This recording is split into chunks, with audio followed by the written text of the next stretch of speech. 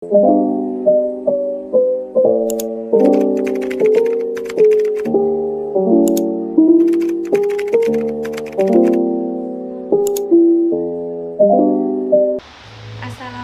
warahmatullahi wabarakatuh. Perkenalkan, saya Rini Faridayanti dari Rek A5 MGT5 dengan NIM 200304283. Di sini saya akan menjelaskan materi mata kuliah Analisis Perilaku dan Evaluasi Kinerja dari pertemuan 2 hingga pertemuan 7. Materi yang pertama, materi pertemuan 2, yaitu perilaku individu dalam organisasi.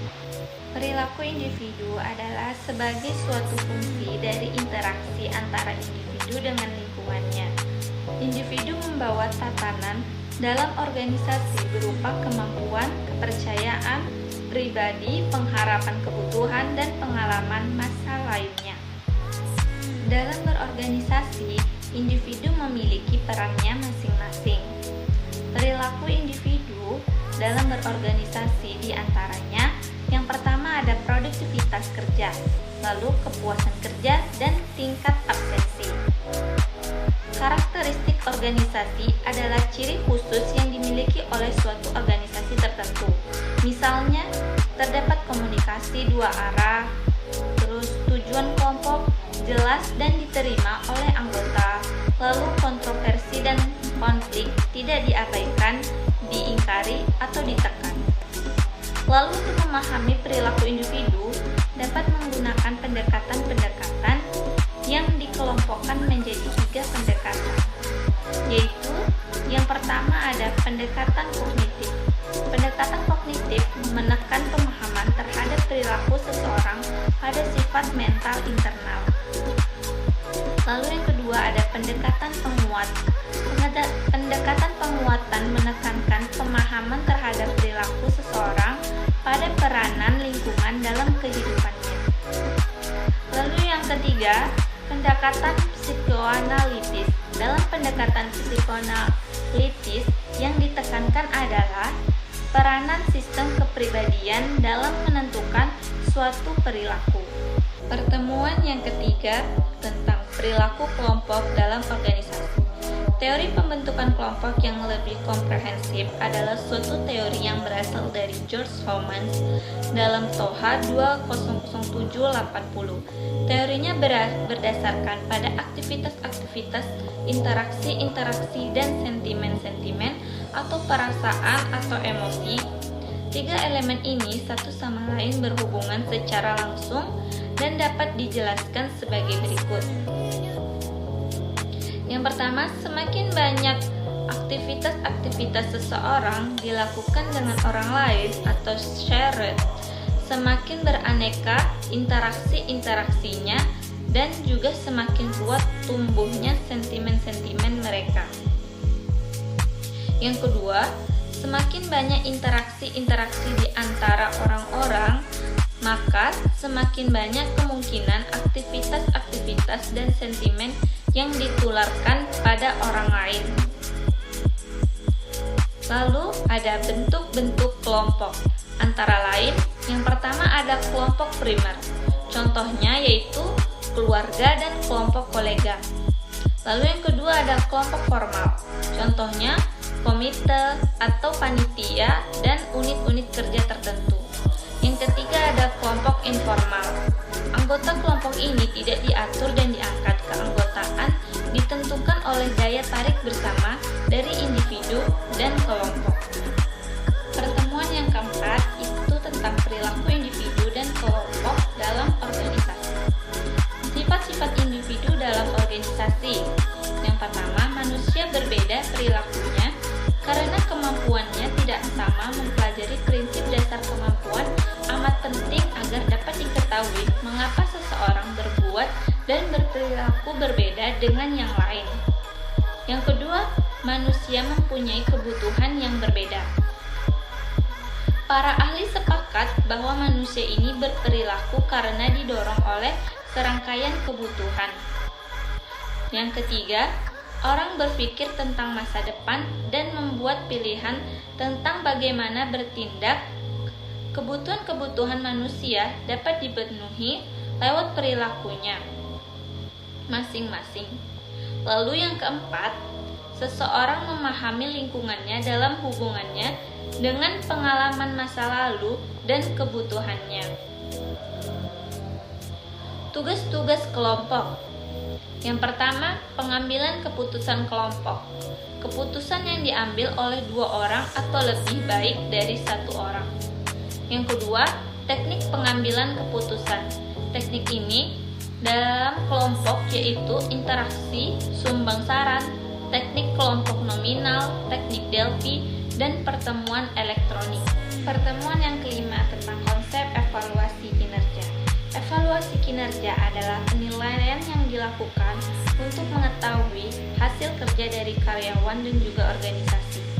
Namun tidak hanya berhenti di situ saja, evaluasi kinerja yang benar juga harus dilakukan secara sistematis. Tujuan dan fungsi dibuatnya evaluasi kinerja karyawan. Yang pertama dilihat dari aspek penghargaan. Bagi karyawan sendiri, mendapatkan penghargaan dari perusahaan dapat meningkatkan motivasi dan kepuasan tersendiri. Karyawan akan bahagia dan mempunyai motivasi tinggi sehingga memiliki produktivitas tinggi pula. Lalu yang kedua dilihat dari tahu aspek yang harus diperbaiki. Keunggulan dari evaluasi kinerja karyawan salah satunya bisa menunjukkan banyak aspek yang bisa diperbaiki oleh karyawan agar bisa bekerja secara efektif. Lalu yang ketiga, instrumen penting dalam melindungi perusahaan secara hukum. Setiap perusahaan wajib menyimpan hasil evaluasi kinerja karyawan dalam bentuk dokumen. Dokumen ini bertujuan untuk bentuk antisipasi pada mantan karyawan yang datang untuk melakukan gugatan pada perusahaan. Lalu yang keempat, metode perbandingan orang. Salah satu maksud dan fungsi dari proses evaluasi karyawan yaitu dengan membandingkan orang per orang. Hasil tersebut bisa menjadi pengukuran untuk melakukan perbandingan. Lalu yang kelima ada metode pengembangan SDM. Maksud dan tujuan terakhir dari evaluasi karyawan ini ialah untuk mengembangkan dan kualitas kerja karyawan sebagai SDM atau sumber daya manusia di perusahaan. Manfaat evaluasi kinerja. Yang pertama, dapat meningkatkan komunikasi antara manajer dan karyawan. Yang kedua, dapat meningkatkan kepuasan dan retensi kerja. Yang ketiga, dapat meningkatkan kinerja dan profitabilitas. Yang keempat, dapat mengidentifikasikan kandidat untuk promosi. Yang kelima, dapat memberikan bantuan bagi karyawan yang membutuhkan pelatihan. Lalu yang keenam, atau yang terakhir, dapat meningkatkan budaya perusahaan. Pertemuan yang keenam tentang standar kinerja. Standar kinerja menurut Wibowo merupakan pernyataan tentang situasi yang terjadi ketika sebuah pekerjaan yang dilakukan secara efektif. Standar kinerja berkaitan dengan gambaran kegiatan yang dilakukan karyawan untuk menyelesaikan pekerjaan sesuai tujuan perusahaan. Tujuan dibentuknya standar kinerja yaitu yang pertama memperoleh peningkatan kinerja yang berkelanjutan dan mendorong perubahan yang lebih berorientasi kinerja dan meningkatkan motivasi dan komitmen karyawan, mendorong karyawan untuk mengembangkan kemampuan, meningkatkan kepuasan kerja, dan memanfaatkan potensi pribadi bagi perusahaan. Membangun kesepakatan sasaran dalam bentuk target dan standar kinerja untuk meningkatkan pencapaian sasaran, lalu memfokuskan perhatian kepada kompetensi yang diperlukan sehingga dapat meningkatkan kinerja, menghargai dan mempertahankan karyawan yang berprestasi dan berkualitas. Lalu ada penetapan standar kinerja. Penetapan standar kinerja salah satu bagian penting dari proses perencanaan kinerja. Sebelum melakukan penetapan standar kinerja, langkah awal yang harus dilakukan yaitu melakukan penyusunan yang sistematis terhadap standar kinerja oleh para pemimpin dan personal perusahaan. Penyusunan standar kinerja dimulai dengan analisis pekerjaan yang merupakan rumusan indikator-indikator kerja karyawan dan menghasilkan job description.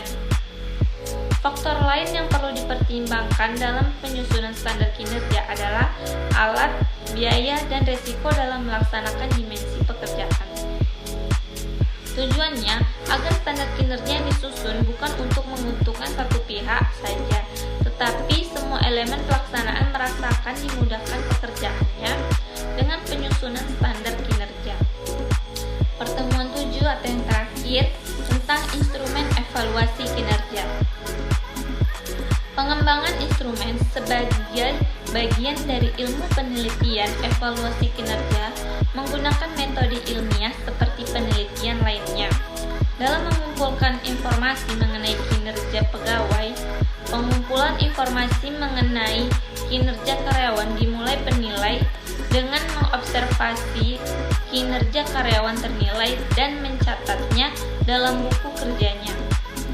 Sejumlah organisasi menyediakan instrumen khusus untuk mencatat dan mendokumentasikan kinerja ternilai sepanjang tahun. Dengan cara ini, evaluasi kinerja berdasarkan pada observasi ilmiah, bukan berdasarkan ingatan penilai yang mungkin lupa dan tidak lengkap. Isi instrumen evaluasi kinerja. Yang pertama, nama organisasi atau jabatan. Yang kedua ada identifikasi karyawan, nama karyawan, unit kerja, jabatan, dan pangkat. Yang ketiga ada identifikasi penilai, nama penilai, jabatan, unit kerja. Yang keempat ada masa periode penilaian. Yang kelima ada butir-butir indikator kinerja. Yang keenam ada deskriptor level kinerja. Yang ketujuh ada catatan penilai. Yang kedelapan ada tanggapan ternilai atas penilai. Yang kesembilan atau yang terakhir ada tanda tangan penilai dan ternilai. Skala penilaian evaluasi kinerja. Yang pertama ada skala nominal. Nominal berarti memberi nama sehingga skala nominal tidak mengukur sekedar memberi nama suatu benda, kejadian, atau sifat sesuatu. Lalu yang kedua ada skala ordinal. Skala ordinal adalah menempatkan data dalam urutan ranking dari yang tertinggi sampai yang terendah. Yang ketiga ada skala interval. Skala interval menunjukkan perbedaan yang sama antara nilai angka-angka dalam skala. Jika digunakan dalam urutan, skala interval menunjukkan jarak atau nilai spesifik dalam urutan angka pasangan. Yang keempat ada skala rasio. Skala rasio merupakan skala paling tinggi yang memungkinkan operasi matematika menambah dan mengurangi, tetapi tidak memungkinkan mengalihkan dan membagi. Skala rasio digunakan untuk menentukan standar kinerja pegawai dan digunakan untuk menentukan standar produktivitas yang dihitung. Baiklah, hanya ini yang dapat saya sampaikan. Lebih dan kurangnya saya mohon maaf. Wassalamualaikum warahmatullahi wabarakatuh.